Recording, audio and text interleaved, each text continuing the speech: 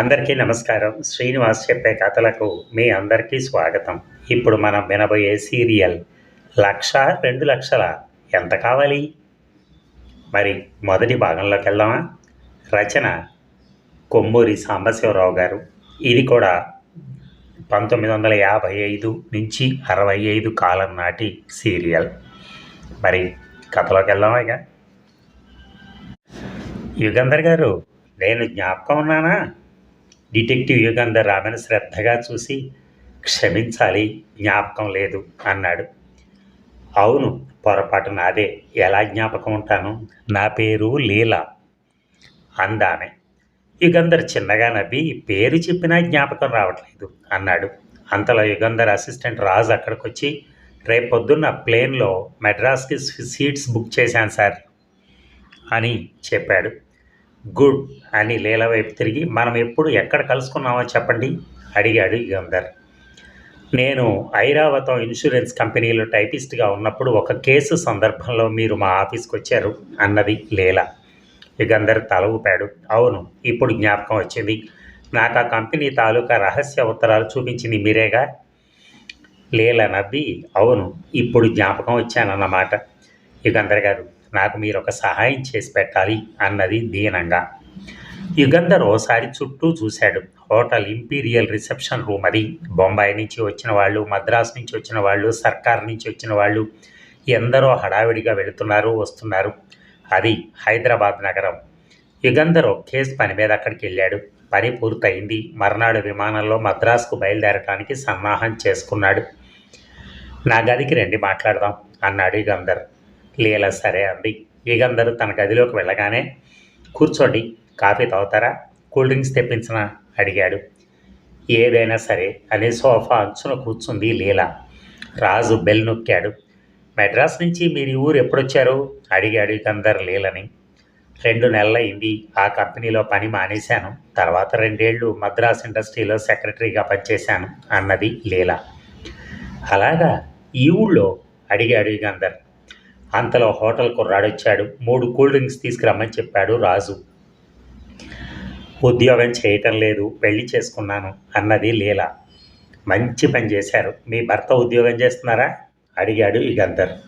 అవును, పేరు రామకృష్ణారావు గారు. ఎలక్ట్రిక్ సామాన్లు తయారు చేసే ఫ్యాక్టరీ యజమాని. వ్యాపారం మీద మద్రాస్ ఇండస్ట్రీస్ ఆఫీస్కి తరచూ వస్తూ ఉండేవారు. అప్పుడు మా ఇద్దరికీ పరిచయం అయింది అన్నది Leela. Hyderabad electrical appliances manufacturers proprietor Ramakrishnarao గారా అడిగాడు యుగంధర్. లీల తల ఊపి, ఆయన మీకు తెలుసా అడిగింది కాస్త కంగారుగా. పేరు విన్నాను అన్నాడు యుగంధర్. అంతలో కుర్రాడు కూల్ డ్రింక్స్ తెచ్చి బల్ల మీద పెట్టి వెళ్ళిపోయాడు. రాజు లీలకు గ్లాస్ అందించాడు. థ్యాంక్స్ అంది లీల. నా సహాయం కావాలన్నారు, దేనికి అడిగాడు యుగంధర్. లీల ఆరెంజ్ క్రష్ తాగుతూ కాసేపు మౌనంగా ఉండిపోయింది. యుగంధర్, రాజు తనను పరీక్షగా చూస్తున్నారని తెలుసుకుని కింద ఉన్న తివాసిని చూస్తూ కూర్చుంది. లీలకి 25 ఏళ్లుంటాయి, కానీ 18 ఏళ్ల పిల్లలా కనిపిస్తుంది. లేతగా ఉన్న ఒళ్ళు, అమాయకంగా చూసే కళ్ళు, సన్నని నడుము, సన్నని చేతులు, పొడగాటి వేళ్ళు, వేళ్లకి ఎర్రని రంగు, వదులుగా వేసుకున్న జడ, జడలో మల్లె పువ్వులు, నవ్వితే కనిపించే అందమైన పళ్ళ వరస. రామకృష్ణారావు లాంటి ధనికుడు, పారిశ్రామికుడు ఒక సామాన్యమైన టైపిస్ట్ అమ్మాయిని వివాహం చేసుకోవటానికి కారణం లీలను చూస్తేనే తెలుస్తోంది. అమోఘమైన అందం ఆమెది. నిస్సంకోచంగా చెప్పండి, నేను చేయగల సహాయం ఏమనుంటే చేస్తాను అన్నాడు యుగంధర్. లీల ఖాళీ గ్లాస్ బల్ల మీద పెట్టి, మీకు గంగారాం తెలుసా అని అడిగింది. యుగంధర్ కనుబొమ్మలు చిట్లించి, తెలుసు, ఏ అడిగాడు. అతనికి నేనిచ్చిన ప్రామిసరీ నోట్ ఒకటి ఉంది, అది తెచ్చిపెట్టాలి అన్నది లీల. గంగారాంకి మీరు ప్రామిసరీ నోట్ ఇచ్చారా? ఎందుకు అడిగాడు యుగంధర్. ఎంతకిచ్చారు? 10,000 రూపాయలకి. లీల ఈ మాట అనగానే రాజు ఈల వేశాడు. గంగారాంతో యుగంధర్కి, రాజుకి బాగా పరిచయం ఉంది. మద్రాసులో ప్రొహిబిషన్ అమలుపరచక ముందు రాయపురంలో గంగారాం బారు నడిపేవాడు. ఆ బారు వెనక రహస్యంగా డబ్బు పెట్టి పేకాడనుకునేందుకు గది ఏర్పాటు చేశాడు. ఆ విషయం పోలీసులకు తెలిసినా గంగారాంని పట్టుకోలేకపోయారు. పోలీసులు ఎన్నిసార్లు ఆకస్మికంగా ఆ బారు రైడ్ చేసినా సాక్ష్యం దొరకలేదు. ప్రొహిబిషన్ అమలుపరచగానే గంగారాం మద్రాసు వదిలి వెళ్ళిపోయాడు. హైదరాబాదులో అతను బారు పెట్టినట్టుగా యుగంధర్కి ఎవరో చెప్పారు. అంత పెద్ద మొత్తానికి అతనికి ప్రామిసరీ నోటు ఎందుకు ఇవ్వవలసి వచ్చింది అడిగాడు యుగంధర్. తీసుకున్నాను. రొక్కంగా తీసుకున్నారా లేక పేకాటలో ఓడిపోయి అప్పు పడ్డారా? పేకాటలో ఓడిపోయాను అన్నది లీల యుగంధర్ వైపు చూడకుండా. మీకు వివాహమై ఎంతకాలమైంది? 2 నెలలైంది. ఈ ఊరికి వచ్చి ఎంతకాలమైంది? నెల రోజులైంది. పెళ్ళయ్యాక నెల రోజుల పాటు ఊటీ, కొడైకెనాల్, బెంగుళూరు, మైసూరు తిరిగి నెల క్రితమే ఈ ఊరికి వచ్చాం. నెల రోజుల్లో పేకాడి 10,000 రూపాయలు పోగొట్టుకున్నారా? ఆశ్చర్యంగా ఉందే. దురదృష్టం. 100 150 నెలకి జీతం పుచ్చుకునే మీకు అంత పెద్ద పెట్టున పేకాటం ఎలా అలవాటైంది? అది నా దురదృష్టమే. మీ వారికి తెలుసా? లీల యుగంధర్ని కంగారుగా చూసి తెలియదు, అందుకే మీ సహాయం అడిగాను. ఆ డబ్బిచ్చి ఆ ప్రామిసరీ నోటు తెచ్చిపెట్టాలి ప్లీజ్ అంది. మీరే డబ్బిచ్చి ఆ నోటు తెచ్చుకోవచ్చుగా అడిగాడు యుగంధర్. నా దగ్గర అంత డబ్బు లేదు. అయితే లీల హ్యాండ్ బ్యాగ్ తెరిచి ఉలిపిరి కాగితం పొట్లం ఒకటి తీసింది. నెమ్మదిగా పొట్లం విప్పి వజ్రాల హారం బయటికి తీసి, ఈ హారం ఎక్కడైనా తాకట్టు పెట్టి డబ్బు సంపాదించి పెట్టాలి అంది. యుగంధర్ కనుబొమ్మలు చిట్లించి ఈ హారం ఎవరిది అని అడిగాడు. నాదే, పెళ్లిలో ఆయన పెట్టారు. దీన్ని తాకట్టు పెట్టడం తప్ప వేరే గత్యంతరం లేదు. నా దగ్గర డబ్బు లేదు. ఉద్యోగం చేస్తున్నప్పుడు నేను నిల్వ చేసిన డబ్బంతా పెళ్లి ముందు బట్టలు కొనటానికి అయిపోయింది అన్నది లీల. మీ వారు హారం అడిగితే ఏమని చెప్తారు మరి? ఆయన అడగరు. పోనీ అడిగితే ఈ హారం ఇన్సూర్ చేయబడిందా? హారం ఏదని వారు అడిగితే పోయిందని చెప్తారు. పోయిందనగానే మీ వారు ఇన్సూరెన్స్ కంపెనీ నుంచి సొమ్ము క్లెయిమ్ చేస్తారు. పోయిందని చెప్పను. అంటే తాకట్టు పెట్టానని చెప్తారా? దీని నకలొకటి చేయించాను, అప్పుడప్పుడు అది వేసుకుంటాను. మా ఆయన హారం ఏదని అడగరు. ఆయన విషయం నాకు తెలుసు. తాకట్టు పెట్టిన తర్వాత ఈ హారం ఎలా విడిపించుకుంటారు? నెమ్మది మీద ఆయన్ని అడిగి డబ్బు తీసుకుంటాను. కొత్తగా పెళ్ళయింది మీకు. మీరు ఒక ఆఫీసులో టైపిస్ట్గా పనిచేస్తున్నప్పుడు రామకృష్ణారావు గారు మిమ్మల్ని చూసి ఇష్టపడి పెళ్లి చేసుకున్నారు. పెళ్లినాడు మీకు 10,000 రూపాయల ఖరీదు చేసే హారం ఇచ్చారు, అవునా? లీల తల ఊపింది. ఆయనకి మీ మీద ఎంత ఇష్టం ఉండాలి. తన హోదాకు మీరు తగరనే అహంభావం లేకుండా మిమ్మల్ని మనసారా ప్రేమించి పెళ్లి చేసుకున్నాడు, అవునా? అవును. అటువంటి భర్తను పెళ్ళైన నెల రోజుల్లోనే ఇలా మోసం చేయడం చాలా నీచమైన పని. మీ ప్రవర్తన ఇలా ఉంటే మీ సంసారం సుఖంగా సాగదు. నా మాట వినండి, పెద్దవాడిని చెప్తున్నాను. మీరు తెలియక పొరపాటున డబ్బు పోగొట్టుకున్నారు. ఆ విషయం మీ భర్తకు చెప్పేయండి. 10,000 రూపాయలు ఆయనకి అంత పెద్ద మొత్తం కాదు అన్నాడు యుగంధర్. అయ్యో, ఆయనకి చెప్పడమే వీల్లేదు అంది లీల బెదురు చూపులు చూస్తూ. అదే అవివేకమైన పని అన్నాడు యుగంధర్. మీకు తెలియదు, ఆయనకు డబ్బు పెట్టి పేకాడే వాళ్ళంటే గిట్టదు అన్నది లీల దీనంగా. మరి ఆ విషయం తెలిసి మీరెందుకు అలా చేశారు? లీల జవాబు చెప్పలేదు. 5 నిమిషాల పాటు ముగ్గురు మౌనంగా ఉండిపోయారు. తర్వాత లీల నిట్టూర్చి, యుగంధర్ గారు, మిమ్మల్ని శ్రమ పెట్టినందుకు సారీ. నాకు ఈ పరిస్థితిలో సహాయం చేయటం ఇష్టం లేకపోతే సరేలేండి అని లేచి నిలబడింది. ఆమె కళ్ళల్లో నీళ్లు పాలిపోయిన ఆమె చెక్కిళ్ళు చూసి యుగంధర్ జాలిపడ్డాడు. కూర్చోండి, ఆ నెక్లెస్ ఇలా ఇవ్వండి అని నెక్లెస్ తీసుకుని దాన్ని పరీక్ష చేసి, సరే నేను రేపు పొద్దున్నే ఊరికి వెళుతున్నాను, నాకు టైం ఉండదు కనుక నా స్నేహితుడైన ఒక లాయర్కి ఈ పని అప్పచెప్తాను అన్నాడు యుగంధర్. ఆహా, ఇవాళ రాత్రి 12 గంటల లోపల డబ్బిచ్చి ఆ ప్రామిసరీ నోటు తీసుకురావాలి. ఇవాళ రాత్రే అన్నది లీల. ఇవాళ రాత్రి లోపున అంత తొందర ఎందుకు? 12 గంటల లోపున డబ్బు ఇవ్వకపోతే నా భర్తకు ఆ ప్రామిసరీ నోటు చూపిస్తానన్నాడు గంగారాం. డిటెక్టివ్ యుగంధర్ చేతి గడియారం చూసుకున్నాడు. 8 గంటలైంది. ఈ కాసేపట్లో అంత డబ్బు పుట్టించడం కష్టం అన్నాడు. మీరు తలుచుకుంటే పుట్టించగలరు, ఇంకొకళ్ళ వల్ల కాదు అన్నది లీల. యుగంధర్ గదిలో కాసేపు పచారులు చేశాడు. లీలను గురించి, ఆమె ఉన్న దుస్థితి గురించి ఆలోచించాడు. సరే, మీరు మీ ఇంటికి వెళ్ళండి. నేను ఈ నెక్లెస్ మీ పేరున ఎక్కడైనా తాకట్టు పెట్టి డబ్బు అతనికి ఇచ్చి ప్రామిసరీ నోట్ క్యాన్సిల్ చేయించి మీకు తెచ్చిస్తాను అన్నాడు. లీల తల ఊపి థ్యాంక్స్, చాలా థ్యాంక్స్ అంది. ఇక క్వీన్ బార్ అండ్ రెస్టారెంట్ అని ఎర్రని నియాన్ సైన్ వెలుగుతోంది. పాశ్చాత్య సంగీతం, నవ్వులు, కేకలు రోడ్డు మీదకి వినపడుతున్నాయి. డిటెక్టివ్ యుగంధర్, రాజు క్వీన్స్ బార్ ముందు ట్యాక్సీ దిగారు. ట్యాక్సీ డ్రైవర్కి మీటర్ ఛార్జీ పైన 5 రూపాయలు ఇవ్వటం బారు గేటు జవాన్ చూసి చాలా వినయంగా యుగంధర్కి సెల్యూట్ చేశాడు. బారులో చాలామంది జనం ఉన్నారు. వాళ్ళల్లో మగవాళ్ళు ఎక్కువ మంది, కొంతమంది ఆడవాళ్ళు కూడా ఉన్నారు.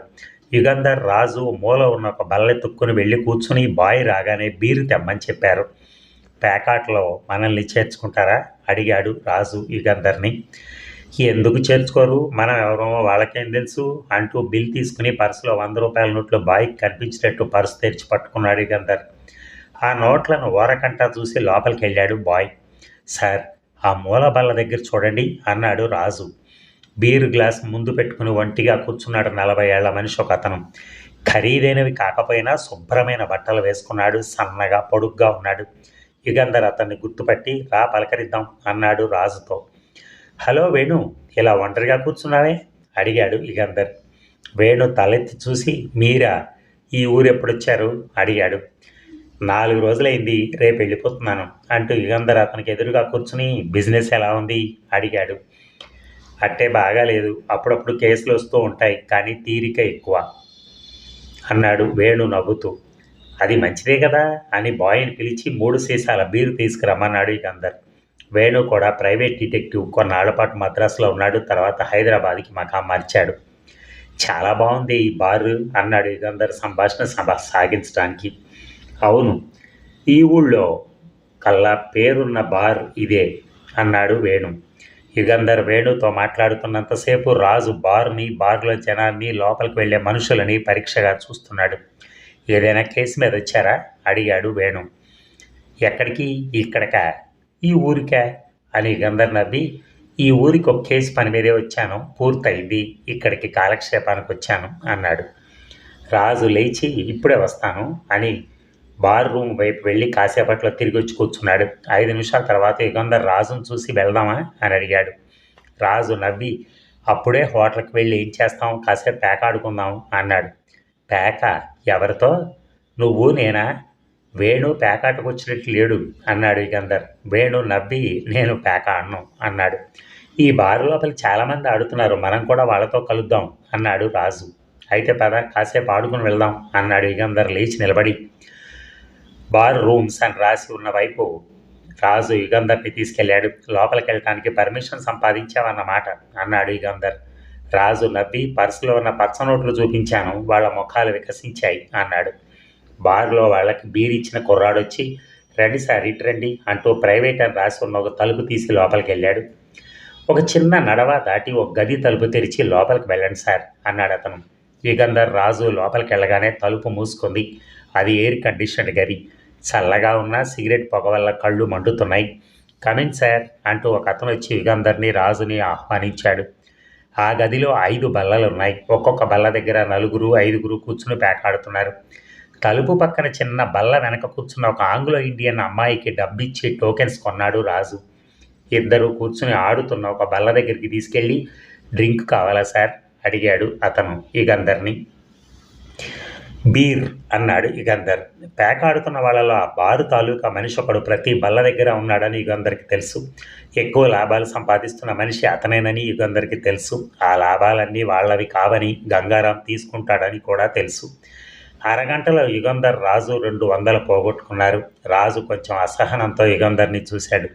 ఇంకాసేపు ఓపిక పట్టమని సూచిస్తూ యుగంధర్ రాజును హెచ్చరించాడు. గది తలుపు తెరుచుకుని ఒక పురుషుడు, ఒక స్త్రీ లోపలికి వచ్చారు. నల్లగా లావుగా ఉన్నాడు అతను. స్ఫోటకం మచ్చలు, నల్లని మీసాలు, 35 ఏళ్లుంటాయి. పైకి దూకున్న ఉంగరాల జుట్టు, ఖరీదైన బట్టలు వేసుకున్నాడు. అతని చేతిలో చేయి వేసి ఆ యువతి అతని పక్కన నిలబడింది. ఆ పురుషుడు చాలా కురూపి.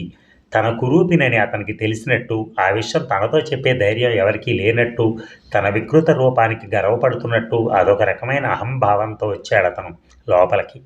అతనితో వచ్చిన యువతికి 25 ఏళ్లుంటాయి. సామాన్ ఛాయ, కొంచెం లావున్న గట్టి ఒళ్ళు. పల్సని వస్త్రాల్లోంచి ఆమె శరీరం కనిపిస్తోంది. 2 జడలు వేసుకుని వాటిని చుట్టుకుంది. నైలాన్ చీర కట్టుకుందే కానీ చీర కట్టుకోవటం అలవాటు లేనట్టుగా నడిచింది. ఆ కారణంగా నవ్వుతోంది. ఎవరు ఈ జంట అన్నాడు రాజు నెమ్మదిగా. యుగంధర్ పెదిమ విరిచాడు. 5 నిమిషాల్లో తలుపు మళ్ళీ తెరుచుకుంది. కొద్దిగా తూలుతూ ఒక అతను లోపలికి వచ్చాడు. సన్నగా పొడుగ్గా ఉన్నాడు. పల్చని జుట్టు పైకి దూకున్నాడు. కళ్ళద్దాలు, చురుకైన మొహమే అని, కానీ కళ్ళు మత్తెక్కి జేవురించి ఉన్నాయి. చూడండి ఎవరో అన్నాడు రాజు. కృష్ణారావే, పేకాడటానిక బాగా తాగినట్టున్నాడే అన్నాడు యుగంధర్. కృష్ణారావు యుగంధర్ కూర్చున్న బల్లకు కొంచెం దూరంగా ఉన్న ఒక బల్ల దగ్గరికి వెళ్ళి కూర్చున్నాడు. కుర్రాన్ని పిలిచి బీరు తెమ్మని చెప్పి ఆ బల్ల దగ్గర ఉన్న తతిమ వాళ్ళు పేకాడుతుంటే చూస్తున్నాడు. యుగంధర్ లేచి కృష్ణారావు దగ్గరికి వెళ్ళి భుజం తట్టి, ఏమో ఇక్కడికి వచ్చావు అని అడిగాడు.